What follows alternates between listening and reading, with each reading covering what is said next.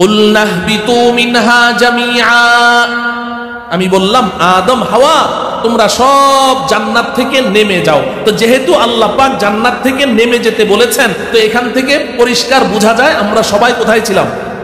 জান্নাতে না থাকলে বুঝি আল্লাহ পাক নেমে যেতে বলেছেন, নাকি থাকার কারণে? আমরা ছিলাম বলেই তো আল্লাহ পাক আমাদেরকে কি করেছেন, জান্নাত থেকে নেমে যেতে বলেছেন। তাহলে ইহবিতু মিনহা জামিআ, মিনহা এই মিনাল জান্নাহ, ইহবিতু মিনাল জান্নাতি জামিআ, জান্নাত থেকে তোমরা সব নেমে যাও। এখান থেকে বোঝা যায় ছিলাম কোথায়, জান্নাতে। এক প্রশ্নের জবাব পাওয়া গেল এই আয়াতে। এখন আব্বা আম্মাকে যখন জান্নাত থেকে আল্লাহ পাক বের করে দিলেন, আব্বা আম্মার মন খারাপ, মন তো খারাপই হবে। তো যখন মন খারাপ হয়ে গেল, তো আল্লাহ পাক সান্ত্বনা দিচ্ছেন, فَإِمَّا يَأْتِيَنَّكُم مِّنِّي هُدًى فَمَن تَبِعَ هُدَايَ فَلَا خَوْفٌ عَلَيْهِمْ وَلَا هُمْ يَحْزَنُونَ। আল্লাহ রাব্বুল আলামিন বলেন, আদম হাওয়া মন খারাপ করো না, আমি পৃথিবীতে তোমাদেরকে চিরদিনের জন্য পাঠাচ্ছি না, কিছুদিনের জন্য পাঠাচ্ছি। তবে পৃথিবীতে গিয়ে তোমরা তোমাদের সন্তানদেরকে বলে দিবে যে এই যে জান্নাতের বাড়ি থেকে তোমাদেরকে বের করে দিয়েছি, এই কারণে জান্নাতের বাড়ির মালিকানা তোমাদের হাতছাড়া হয়ে গেছে। হাতছাড়া হয়ে গেছে না, বাড়ির মালিকানা হাতছাড়া হয়ে গেছে। আপনার বাড়ি থেকে যদি কেউ এসে আপনাকে বাড়ি থেকে বের করে দেয়, এখন এই বাড়ির মালিকানা আবার ফেরত পাওয়ার জন্য কাগজপত্র নিয়ে কিছু দৌড়ঝাঁপ করা লাগে কি লাগে না? আল্লাহ পাক বলেন, ফাইম্মা ইয়াতিয়ান্নাকুম মিন্নি হুদা, আমি অতি সত্বর তোমার মাধ্যমে, নবী রাসূলগণের মাধ্যমে, আসমানি কিতাবের মাধ্যমে তোমার সন্তানদের কাছে এই জান্নাতের বাড়ির মালিকানা ফেরত পাওয়ার জন্য হেদায়েত নামের একটা ব্যবস্থাপত্র পাঠাবো। হেদায়েত নামের একটি ব্যবস্থাপত্র পাঠাবো, কিছু কাগজপত্র পাঠাবো। ফামান তাবিআ হুদায়া, আমার দেয়া এই ব্যবস্থাপত্র তোমার সন্তানদের যারা যারা সাদরে গ্রহণ করে নিবে, ফালা খাউফুন আলাইহিম ওয়ালা হুম ইয়াহজানুন, তোমার ওই সন্তানদেরকে, তোমার ওই সৌভাগ্যবান সন্তানদেরকে বলে দিও তাদের কোনো ডর নেই, ভয় নেই, টেনশন নেই। আমার দেয়া এই ব্যবস্থাপত্র যদি দুনিয়ার জগতে তারা গ্রহণ করতে পারে, হেদায়েত নামের ব্যবস্থাপত্র, হুদা হুদা হেদায়েত নামের ব্যবস্থাপত্র যদি তোমার সন্তানরা গ্রহণ করে নেয়, আর ওই ব্যবস্থাপত্র গ্রহণ করে হাসরের ময়দানে আমি আল্লাহর আদালতের কাঠগড়ায় দাঁড়ায়, ফালা খাউফুন আলাইহিম ওয়ালা হুম ইয়াহজানুন, তাদের কোনো ডর নেই, ভয় নেই, টেনশন নেই। আমি আল্লাহ ওয়াদা করছি জান্নাতের বাড়ির মালিকানা আবার তোমার ওই সন্তানদের হাতে আমি আল্লাহ ফেরত দিয়ে দেব। আমার প্রিয় ভাইয়েরা, এই আয়াতে আমাদের জীবনের তিনটা প্রশ্নের জবাব আল্লাহ পাক সংক্ষেপে, অতি সংক্ষেপে দিয়ে দিয়েছে। ছিলাম জান্নাতে, যাব জান্নাতে, কেন এলাম? আল্লাহ পাকের পক্ষ থেকে প্রদত্ত হেদায়েত নামের ব্যবস্থাপত্র গ্রহণ করার জন্য। আল্লাহর দেয়া হেদায়েত নামের ব্যবস্থাপত্র গ্রহণ করার জন্য। বলেন কেন এলাম? আল্লাহর দেয়া, বলেন আল্লাহর দেয়া হেদায়েত নামের ব্যবস্থাপত্র গ্রহণ করার জন্য। আল্লাহ রাব্বুল আলামিন আমাদের সকলকে আল্লাহ পাকের দেয়া ওই হেদায়েত নামের ব্যবস্থাপত্র গ্রহণ করার তৌফিক দান করেন। তাইলে তিন প্রশ্নের জবাব কি আপনাদের বুঝে আসলো? হ্যাঁ, তাহলে এই দুনিয়ার জগতে আমরা কেন এলাম? আল্লাহর দেয়া হেদায়েত নামের ব্যবস্থাপত্র গ্রহণ করার জন্য। এখন প্রশ্ন হলো, এই হেদায়েত নামের ব্যবস্থাপত্রটা কি? আমি এই জিনিসটাই আপনাদেরকে আজকে বুঝাতে চেষ্টা করব যে দুনিয়াতে আগমনের লক্ষ্য এবং উদ্দেশ্য হলো আল্লাহর দেয়া হেদায়েত নামের ব্যবস্থাপত্র গ্রহণ করার জন্য। নাকি আমরা দুনিয়াতে এমনি এমনি এসেছি, কোনো লক্ষ্য উদ্দেশ্য নেই? আছে না নাই? আছে। আল্লাহ পাক পরিষ্কার বলছেন, আফা হাসিবতুম আন্নামা খলাকনাকুম আবাথা ওয়া আন্নাকুম ইলাইনা লা তুরজাউন। এই দুনিয়ার মানুষ, এই নারী পুরুষ, তোমরা কি ভেবেছো আমি আল্লাহ এমনি এমনি তোমাদেরকে সৃষ্টি করেছি, আমার কোনো উদ্দেশ্য নেই, আর কোনোদিন আমার কাছে তোমাদের আসতেও হবে না? না না, এটা তোমাদের ভুল ধারণা। বরং আমি আল্লাহ তোমাদেরকে একটা লক্ষ্য উদ্দেশ্য নিয়েই দুনিয়াতে পাঠিয়েছি। আর সেই লক্ষ্য উদ্দেশ্যটা কি? আল্লাহর পক্ষ থেকে দেয়া হেদায়েত নামের ব্যবস্থাপত্র গ্রহণ করার। আচ্ছা বলুন তো দেখি, এই হেদায়েত নামের এই ব্যবস্থাপত্র যদি আমরা গ্রহণ করি, লাভটা কার? আল্লাহর না আমাদের? যদি গ্রহণ না করি, ক্ষতিটা কার? আল্লাহর না আমাদের? আল্লাহর কোনো লাভ আছে? আল্লাহর কোনো ক্ষতি আছে? না, একটি হাদিসে কুদসিতে আল্লাহ রাব্বুল আলামিন বলছেন, এই দুনিয়ার মানুষ, তোমরা যদি শুরু থেকে শেষ পর্যন্ত আদম থেকে নিয়ে কিয়ামতের পূর্ব পর্যন্ত যত বনি আদম দুনিয়াতে এসেছো এবং আসবে, সমস্ত মানুষ একসাথে একত্রে মিলে যদি আমি আল্লাহকে ডিনাই করে দাও, প্রত্যাখ্যান করে দাও, আমি আল্লাহকে অস্বীকার করে দাও, আমি আল্লাহর প্রভুত্বের মধ্যে কিঞ্চিত পরিমাণ কোনো ঘাটতি আসবে না, আমি যেমনটি আছি তেমনটি থাকবে, আমার কিছু যায় আসবে না। এরপর আল্লাহ বলছেন, তোমরা যদি পৃথিবীর শুরু থেকে শেষ পর্যন্ত সমস্ত মানুষ, সমস্ত বনি আদম মিলে যদি আমি আল্লাহর ইবাদত বন্দেগীতে লেগে যাও, কেউ আমাকে অস্বীকার করো না, সবাই আমার ইবাদত করতে থাকো, আমি আল্লাহর প্রভুত্বের মধ্যে, খোদাইয়ের মধ্যে সামান্য মাত্র কোনো প্রবৃদ্ধি ঘটবে না, আমি আল্লাহ যেমন আছি তেমনটি থাকবে।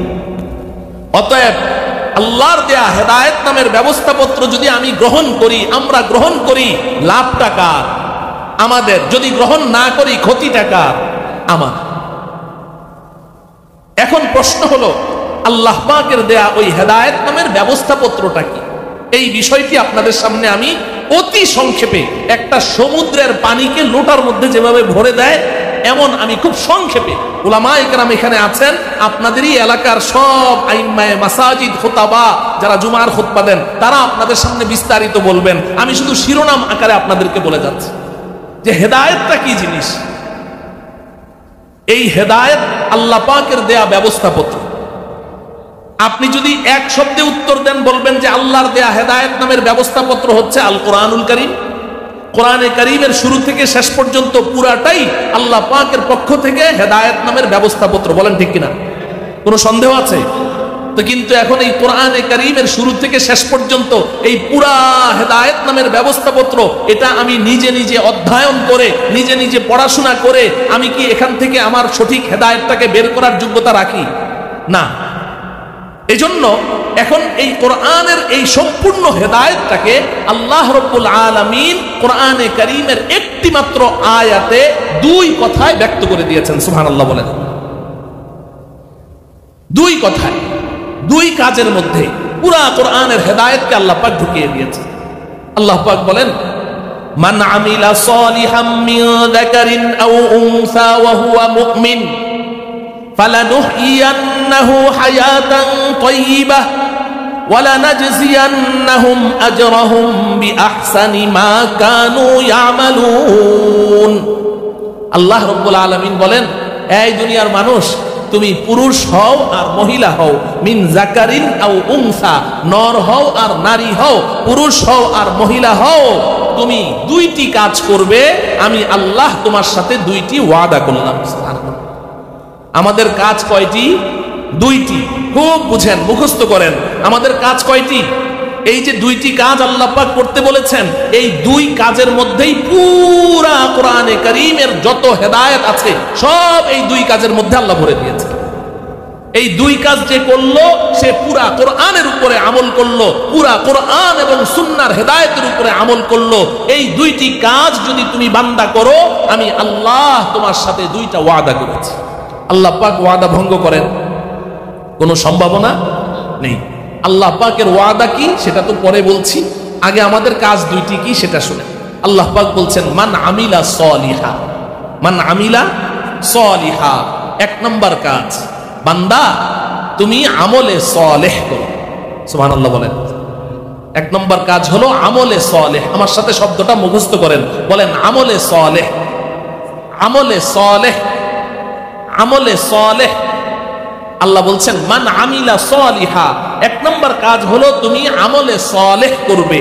দুই নম্বর কাজ হলো ওয়াহুয়া মুমিন, ঈমানের সাথে করবে। বলুন দুই নম্বর কি? ঈমানের সাথে করবে। দুই নম্বর কি? ঈমানের সাথে করবে। এক নম্বর কি?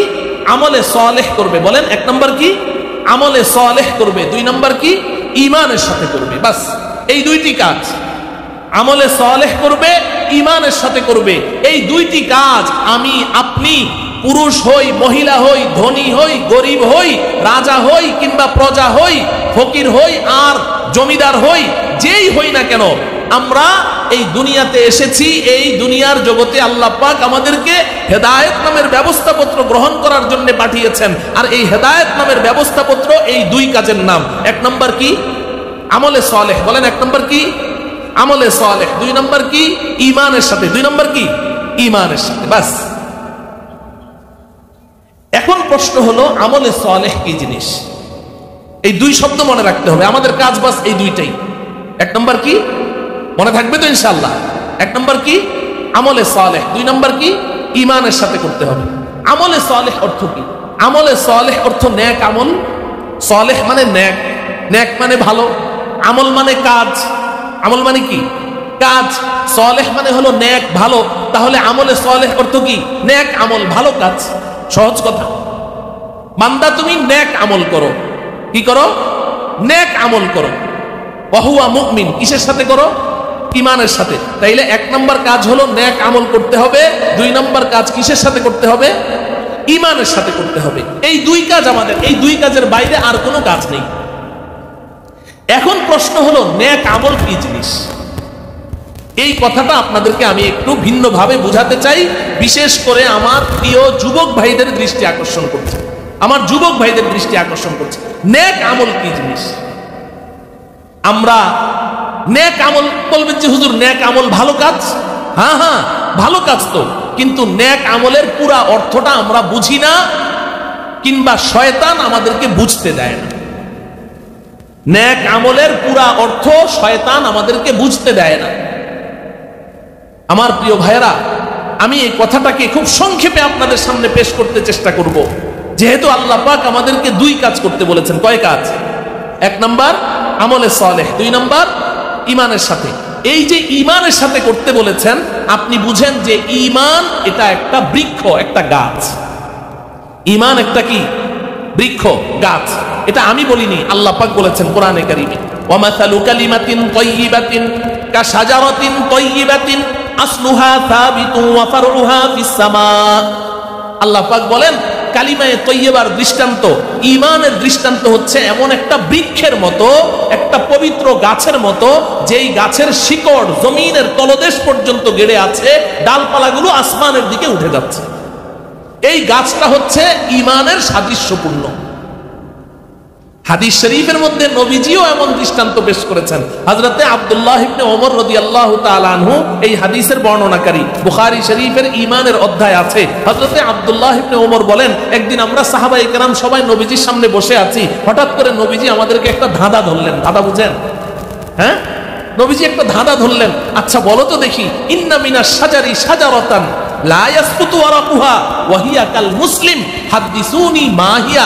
এই সাহাবীরা, একটা বৃক্ষ আছে জঙ্গলের মধ্যে, বৃক্ষরাজির মাঝে একটা গাছ এমন আছে, এই গাছটার পাতা কোনোদিন ঝরে না, আর গাছটা মুসলমানদের মতো। বলো তো দেখি গাছটা কি?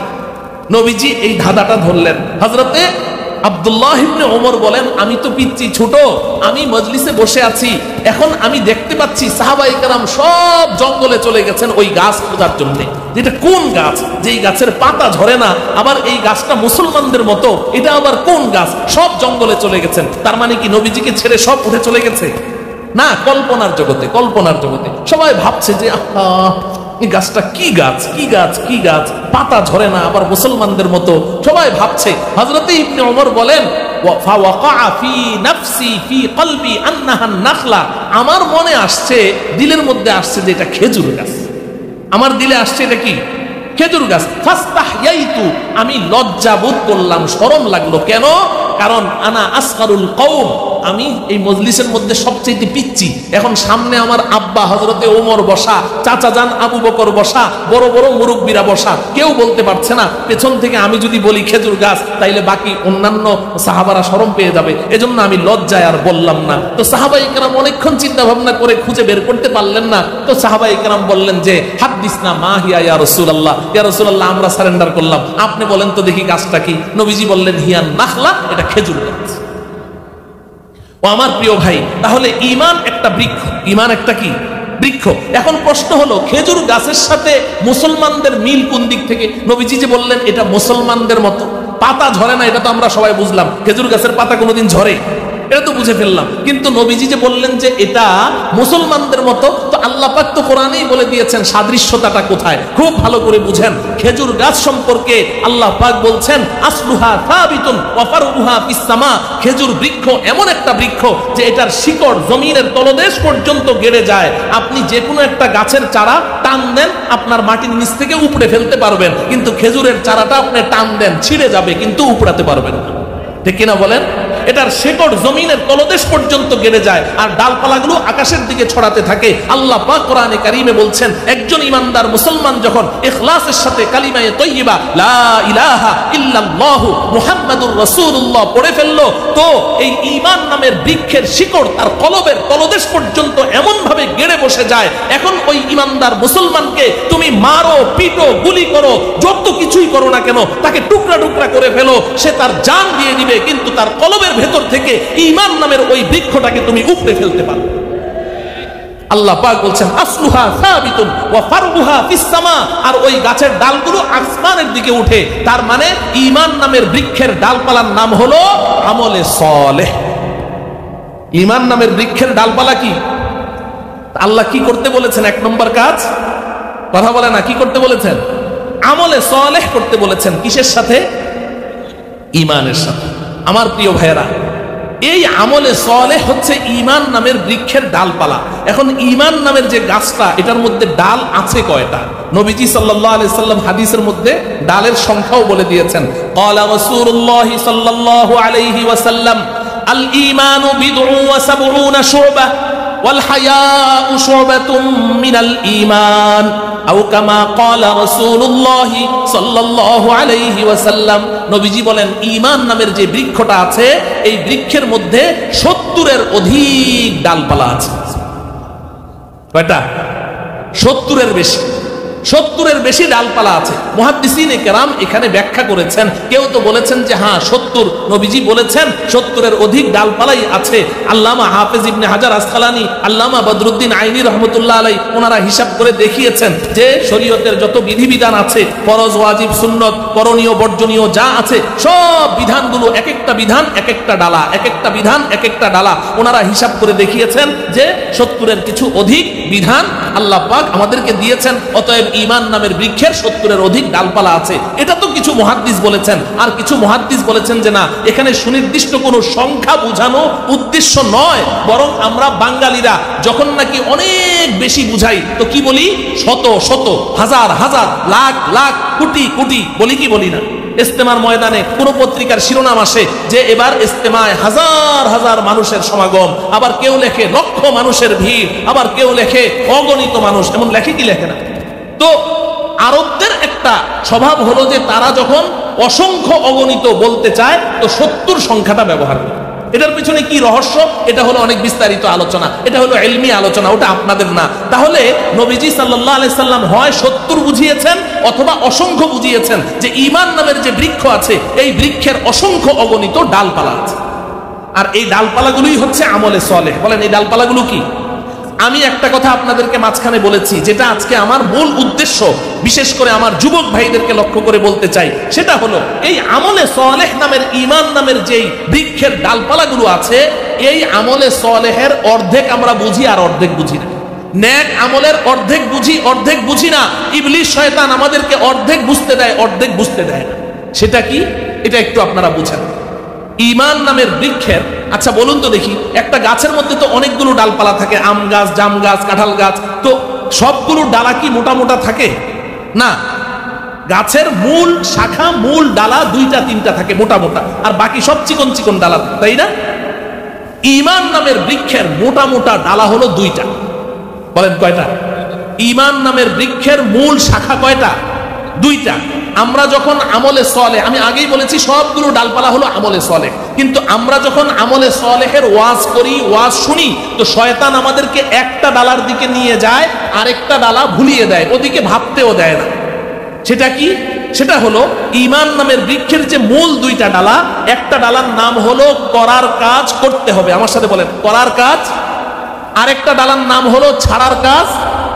করার কাজ, ছাড়ার কাজ, এই যে 2টা ডালা ঈমান নামের বৃক্ষের, যখনই আমরা আমলে সালেহ, নেক আমলের ওয়াজ শুনি, তো শয়তান আমাদেরকে একটা ডালার দিকে নিয়ে যায় যে আজকে থেকে করার কাজ করতে হবে, আজকে থেকে নামাজ পড়তে হবে, আজকে থেকে রোজা রাখতে হবে, আজকে থেকে যাকাত দিতে হবে, আজকে থেকে হজ ফরজ হলে হজ করতে হবে, আজকে থেকে তাসবিহ করতে হবে, আজকে থেকে কোরআন তেলাওয়াত করতে হবে, আজকে থেকে জিকির আজকার করতে হবে, আজকে থেকে দান খয়রাত করতে হবে, এই পড়তে হবে, চলতে হবে, ধরতে হবে, দিতে হবে, এই করার কাজ করতে হবে। এই ডালাটার দিকে শয়তান আমাদেরকে নিয়ে যায়। কিন্তু আরেকটা ডালা যে আছে, ছাড়ার কাজ ছাড়তে হবে, আজকে থেকে মিথ্যা কথা ছাড়তে হবে, আজকে থেকে সুদ খাওয়া ছাড়তে হবে, আজকে থেকে ঘুষ খাওয়া ছাড়তে হবে, আজকে থেকে দুর্নীতি করা ছাড়তে হবে, আজকে থেকে জুয়া খেলা ছাড়তে হবে, আজকে থেকে জেনা ব্যভিচার ছাড়তে হবে, আজকে থেকে মোবাইলে অশ্লীল ছবি দেখা ছাড়তে হবে, আজকে থেকে গান শোনা ছাড়তে হবে, আজকে থেকে মা বাবাকে কষ্ট দেওয়া ছাড়তে হবে। এই ছাড়তে হবে, এদিকে শয়তান আমাদেরকে ভাবতেও দেয়। ও আমার প্রিয় যুবক ভাই, আমি আপনাদেরকে বলছি, খুব ভালো করে বুঝেন। যখন আমরা এই বয়ান শুনি তো আমাদের ভিতরে একটা জজবা আসে যে হ্যাঁ, যেহেতু আল্লাহ পাক দয়া করে মায়া করে আমাকে ঈমান নামের বৃক্ষ দান করেছেন, অতএব এই বৃক্ষের যে ডালপালাগুলো আছে আমলে সলেহ, এটা আমাকে করতে হবে। এই ডালপালাগুলোই তো আসমানের দিকে উঠবে, আমার আমলগুলো আসমানের দিকে উঠবে, অতএব আজকে থেকে আমি নামাজ পড়বো। হ্যাঁ হ্যাঁ, অবশ্যই নামাজ পড়বো, আজকে থেকে সব আমল করব। এই প্রতিজ্ঞা যেমন করতে হবে, সাথে সাথে আজকে থেকে আল্লাহ পাকের কোনো নাফরমানি, কোনো গুনাহ করব না, এই প্রতিজ্ঞাও আমাকে করতে। যদি আপনি শুধু ওই করার কাজ করতে হবে শুধু এটাই করেন, তাহলে আপনি মোটেও লাভবান হতে পারবেন না, আপনি অনেক বড় ক্ষতিগ্রস্ত হয়ে যাবেন। আমি একটা উদাহরণ দিয়ে বলছি, সময় আর 10 মিনিট আছে, খুব ভালো করে বুঝেন। দুই বন্ধু মাছ মারতে গেছে, দুই বন্ধু মাছ মারতে গেছে। এক বন্ধু পুকুরে খালি বড়শিটা ফেলতে দেরি, আর মাছে ঠুকুর দেয়, টান দেয়, আর মাছ ওঠে, বড়শি ফেললেই মাছ ওঠে। আর আরেক বন্ধু সে বড়শি ফেলে বসে থাকে, মাছ ঠুকুর দেয় না, ওর ঘুম এসে যায়। আধা ঘন্টা 1 ঘন্টা পর পর একটা মাছ পায়। যেই বন্ধু বড়শি ফেললেই মাছ উঠে, ফেলছে মাছ উঠছে, ফেলছে মাছ উঠছে, এই বন্ধু মাছগুলো যেই পাত্রের মধ্যে রাখে, আচ্ছা মাছ ধরে যেই পাত্রে রাখে ওই পাত্রকে কি বলে? ডুলা। মাশাআল্লাহ, ডুলা। আমাদের কুমিল্লার ভাষায় ডুলা বলে। ডুলা, ডুলা বুঝেন? সবাই বুঝেন তো? কোন কোন এলাকায় খালই বলে, খালই। আচ্ছা, যেই বন্ধু এই যে খালি মাছ বড়শি ফেলছে আর মাছ উঠছে, বড়শি ফেলছে আর মাছ উঠছে, এই বন্ধু মাছগুলো যেই ডুলার মধ্যে রাখছে, এই ডুলার তলার মধ্যে এত বড় একটা ছিদ্র, তলা নাই। আর যেই বন্ধু আধা ঘন্টা 1 ঘন্টা পর পর 1টা 2টা করে মাছ পায়, সে যেই ডুলার মধ্যে মাছ রাখছে, মাছের ওই ডুলাটা ভালো, তলার মধ্যে কোনো ছিদ্রি নাই, কোনো ছিদ্রি নাই, ভালো। এবার বলুন তো দেখি, সন্ধ্যায় যখন দুই বন্ধু বাড়িতে গেল, তো যেই বন্ধুর খালি মিনিটে মিনিটে মাছ উঠলো, ওই বন্ধুর ডুলার মধ্যে মাছ আছে কয়টা? হ্যাঁ, একটাও নাই। আর যেই বন্ধু আধা ঘন্টা 1 ঘন্টা পর পর 1টা 2টা মাছ পেল, তার ডুলার মধ্যে যেই কয়টা মাছ পেয়েছে সবগুলোই ঠিকঠাক। এই উদাহরণটুকু যদি আপনাদের ব্রেনে ধরে, তাহলে এবার শোনেন, একদম সেম এই কথাটা রাসূলুল্লাহ সাল্লাল্লাহু আলাইহি ওয়াসাল্লাম আমাদেরকে বলে সতর্ক করে দিয়েছেন। নবীজি বলেন, রুব্বা কাসিয়াতিন ফিদ দুনিয়া আরিয়াতুন ফিল আখিরা। এই হাদিসের মুহাদ্দিসিনে কেরাম 3টা ব্যাখ্যা করেছেন, আমি একটা ব্যাখ্যা শুধু আপনাদেরকে বলছি। রুব্বা কাসিয়াতিন ফিদ দুনিয়া আই আমিলাতিন ফিদ দুনিয়া আরিয়াতুন ফিল আখিরা আই খালিয়াতুন আনিস সাওয়াবি ফিল আখিরা। নবীজি সাল্লাল্লাহু আলাইহি সাল্লাম বলছেন যে এই পৃথিবীতে অনেক পুরুষ, অনেক মহিলা এমন আছে যে প্রচুর আমল করে, রুব্বা আমিলাতিন ফিদ দুনিয়া, অনেক আমল করে, ফরজ ওয়াজিব সুন্নত তো আছেই, এর পাশাপাশি সে চাশতের নামাজ পড়ে, ইশরাকের নামাজ পড়ে, আওয়াবিনের নামাজ পড়ে, তাহাজ্জুদ পড়ে, নফল নামাজ পড়ে, নফল রোজা রাখে, সোমবার বৃহস্পতিবার রোজা রাখে, প্রতি চন্দ্র মাসের 3 দিন আইয়ামে বীজের রোজা রাখে, পর্যাপ্ত পরিমাণ দান খয়রাত করে, কোরআন তেলাওয়াত করে, জিকির আজকার করে, রুব্বা কাসিয়াতিন ফিদ দুনিয়া, পর্যাপ্ত পরিমাণ আমল করে, অর্থাৎ অনেক মাছ মেরেছে, অনেক মাছ মেরেছে, অনেক আমল করেছে, কিন্তু আরিয়াতুন ফিল আখিরা। নবীজি বলছেন হাসরের ময়দানে গিয়ে দেখবে ওর আমলের যে নেকির ডুলা আছে, ডুলার মধ্যে কোনো নেকি নাই, খালি। নাউজুবিল্লাহ, নেকির ডুলা খালি, আমল করলো এত, ডুলায় কোনো নেকি নাই। জিজ্ঞাসা করবে রব্বুল আলামিন, আমি দুনিয়াতে এত আমল করলাম, এত আমল করলাম, সমাজের মানুষ আমার নামাজ দেখে তাকিয়ে থাকতো, এত সুন্দর রুকু, এত সুন্দর সেজদা। সমাজের মানুষ আমার দান করা দেখে ঈর্ষা করতো, এই লোকটা এত দান করে। সমাজের মানুষ আমার বিনয় দেখে এত আশ্চর্য হয়ে যেত, সবাই আমার দিকে আঙ্গুলি উত্তোলন করে ইশারা করত। সমাজের সবাই আমাকে ভালো বলতো, আমি এত আমল করেছি, আমার নেকি কই, ধুলা খালি কেন?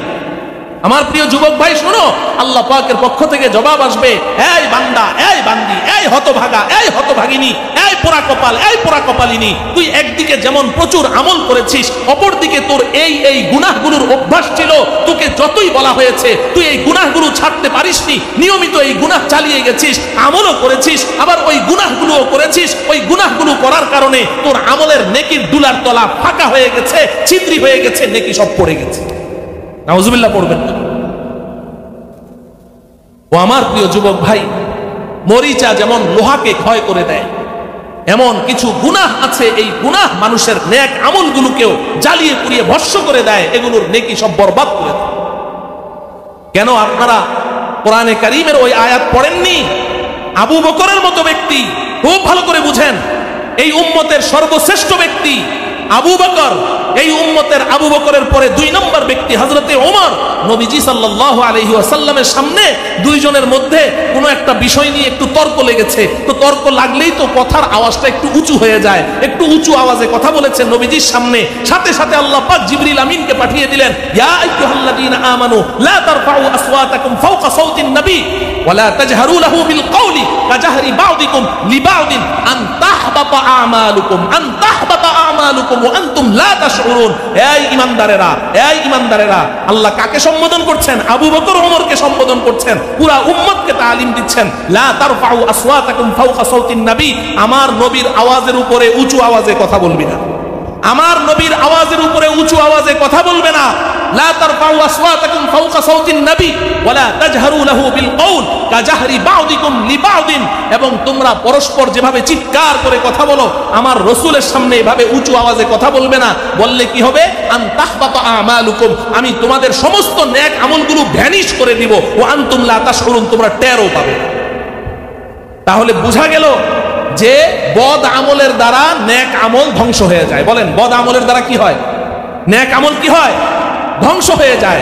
এবং এই আয়াতটা আমি আগে থেকে মনে আনিনি, এখন উদাহরণ হিসাবে এই আয়াতটা মনে এসেছে যেহেতু, তাহলে এই আয়াত থেকে আরেকটা সবক বলে দেই। মুফাসসিরিনে কেরাম লিখেছেন, আমি হামিদ জহিরি বানিয়ে বলছি না, তাফসীরের কিতাব খুলে দেখেন, রাসূলের সামনে রাসূলের কোনো উম্মত চিৎকার করে কথা বলা যেমন রাসূলকে, ওই উম্মতকে হারাম করে দেওয়া হয়েছে, রাসূলের আওয়াজের উপরে কোনো উম্মতের আওয়াজ যেন উঁচু না হয়। এখন রাসূল নাই, এখন নায়েবে রাসূল উলামায়ে কেরাম আছে, উলামায়ে কেরামের আওয়াজের সামনে তুমি একজন জেনারেল শিক্ষিত ইমানদার মুসলমান, উলামায়ে কেরামের আওয়াজের সামনে উঁচু আওয়াজে কথা বলা তোমার জন্য আল্লাহ পাক নিষেধ ঘোষণা করে দিয়েছে। যদি উঁচু আওয়াজে কথা বলেছো, আরে উঁচু আওয়াজ তো দূরের কথা, ধমক দিয়ে কথা বলো, চোখ রাঙিয়ে কথা বলো, উলামায়ে কেরামকে হুমকি ধমকি দাও। আল্লাহ বলছেন আন তাহবাতা আমালুকুম, তোর সমস্ত নেক আমল আমি ভ্যানিশ করে দিব, তুই বুঝতেও পারবি। তো যে কথা আমি বলছিলাম যে বদ আমল নেক আমলকে ধ্বংস করে, অতএব এই আমলে সালেহের যেই ব্যাখ্যাটা আমি বলছি একটু ভালো করে বুঝেন। আমলে সালেহ, ঈমান নামের বৃক্ষের মূল ডালা কয়টা? বলেন, মূল ডালা কয়টা? একটা ডালার নাম কি? করার কাজ করতে হবে। বলেন, একটা ডালার নাম কি? করার কাজ করতে হবে। আরেকটা ডালার নাম কি? ছাড়ার কাজ ছাড়তে হবে। করনে কা কাম করনা হোগা, ছোড়নে কা কাম ছোড়না হোগা। আল্লাহর ভয়ে নামাজ পড়া যেমন ফরজ, আল্লাহর ভয়ে মিথ্যা কথা ছেড়ে দেওয়াও ফরজ। আল্লাহর ভয়ে নামাজ পড়া যেমন ইবাদত, আমলে সালেহ, আল্লাহর ভয়ে মিথ্যা কথা ছেড়ে দেওয়াও আমলে সালেহ, এবং এটাও ইবাদত। আল্লাহর ভয়ে নামাজ পড়া যেমন ফরজ, আল্লাহর ভয়ে সুদ ঘুষ খাওয়া ছেড়ে দেওয়াও ফরজ। আল্লাহর ভয়ে নামাজ পড়া যেমন ফরজ, আল্লাহর ভয়ে দুর্নীতি ছেড়ে দেওয়াও ফরজ। আল্লাহর ভয়ে নামাজ পড়া যেমন ফরজ, আল্লাহর ভয়ে অন্যের সম্পদ লুট করা ছেড়ে দেওয়াও ফরজ। করার কাজ করা যেমন ফরজ, ছাড়ার কাজ ছেড়ে দেওয়াও ফরজ। করার কাজ করা যেমন আমলে সালেহ, ছাড়ার কাজ ছেড়ে দেওয়াও আমলে সালেহ। আজকে সমাজে আমরা নামাজ পড়তে পড়তে কপালে দাগ ফেলে দিচ্ছি, কিন্তু দুর্নীতি, ঘুষ আর সুদ আর এই সমস্ত অন্যায় এগুলো ছাড়তে পারছি না।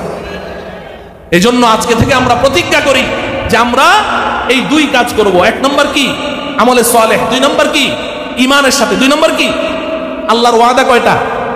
2টা। আল্লাহর ওয়াদা কয়টা? দেখেন আল্লাহ পাক কত বড় মেহেরবান। আল্লাহ বলছেন ফালানুহইয়ান্নাহু হায়াতান তাইয়্যিবাহ, 1 নম্বর ওয়াদা। 2 নম্বর ওয়ালানাজজিয়ান্নাহুম আজরাহুম বিআহসানি মা কানু ইয়ামালুন। ও বান্দা, আমি বড় মেহেরবান, আমি বড় দয়াশীল। তুই আমলে সালেহ করেছিস, তুই নেক আমল করেছিস, তোর গুনাহ করতে মনে চেয়েছে, গুনাহ করার ক্ষমতা ছিল, অন্ধকার ঘরে নীরবে নিভৃতে দরজা বন্ধ, কেউ তোকে দেখছে না, তোর মনে যাচ্ছে মোবাইলটা অন করি, কিছু ছবি দেখি, অশ্লীল ছবি দেখি, কিন্তু আমি আল্লাহ তোর চোখের দিকে তাকিয়ে আছি, এই ভয়ে তুই গুনাহটা করলি না। তুই যে নিজেকে সংযমের সাথে ধৈর্যের সাথে গুনাহ থেকে বাঁচিয়ে রেখেছিস, আল্লাহর ভয়ে আমার ভয়ে, এগুলো তো তুই করেছিস পরকালের সুখ শান্তির জন্য, জান্নাতের মালিক হওয়ার জন্য, জাহান্নামের আযাব থেকে বাঁচার জন্য। কিন্তু আমি আল্লাহ বড় মেহেরবান, আমি প্রথম ওয়াদা করছি, আমি আল্লাহ তোকে দুনিয়াতেও ঠকাবো না। ফালানুহইয়ান্নাহু হায়াতান তাইয়্যিবা। যদি বান্দা এই দুই কাজ করতে পারিস, আমলে সালেহ করেছিস, ঈমানের সাথে করেছিস, আমি প্রথম ওয়াদা করলাম এই দুনিয়ার জীবনটা আমি তোকে সুখ শান্তি আর ইজ্জত সম্মান দিয়ে ভরপুর করে দেব। সুখ শান্তি যুবক করে দেখো, যুবক তুমি করে দেখো, এত শান্তি, এত শান্তি, তোমার তাবিজ আর পানি পড়া লাগবে না যে হুজুর ঘরে শান্তি নেই, তাবিজ দেন, পানি পড়া দেন, পানি পড়া আর তাবিজ দিয়ে ঘরে সুখ আসে না। এই দুই কাজে সুখ আসবে, আমলে সালেহ ঈমানের সাথে করো, এত সুখ, সুখ তুমি ঘর থেকে ঠেলে বের করতে পারবে। আর দুই নম্বর ওয়াদা, ওয়ালা নাজজিয়ান্নাহুম আজরাহুম বিআহসানি মা কানু ইয়ামালুন। বান্দা আসো, আসো হাশরের ময়দানে আমার কাছে তো আসতেই হবে। যদি তুমি এই দুই কাজ করে আমার কাছে আসতে পারো, তুমি এই আমলে সালেহ আর ঈমানের দ্বারা যেই পরিমাণ নেকির হকদার হয়েছো, আমি তো ওয়াদা করেছি এই আমলে এই নেকি দিব, এই আমলে এই নেকি দিব, তুমি যেই পরিমাণ হকদার হয়েছো, আমি তোমার ওই নেকিগুলোকে বাড়াতে বাড়াতে বাড়াতে বাড়াতে কোটি কোটি গুণ বৃদ্ধি করে তারপরে হাশরের ময়দানে তোমার হাতে তুলে দেব। আল্লাহ রব্বুল আলামিন আমাদেরকে আমলে সালেহ ঈমানের সাথে করে এই দুই পুরস্কারের মালিক হওয়ার তৌফিক দান করুন। অতএব আজকে আমার ওয়াজের খোলাসা কথা তিনটা। ছিলাম কোথায়? জোরে বলেন, ছিলাম কোথায়? যাব কোথায়? ইনশাআল্লাহ দুনিয়াতে কেন এলাম? আল্লাহর দেয়া হেদায়েত নামের ব্যবস্থাপত্র গ্রহণ করার জন্য। আল্লাহ রব্বুল আলামিন আমাদেরকে এই তিন কথার উপরে চিন্তা ভাবনা করে আমাদের ভবিষ্যৎ কর্মপন্থা নির্ধারণ করার তৌফিক দান করুন। ওয়া সাল্লাল্লাহু তাআলা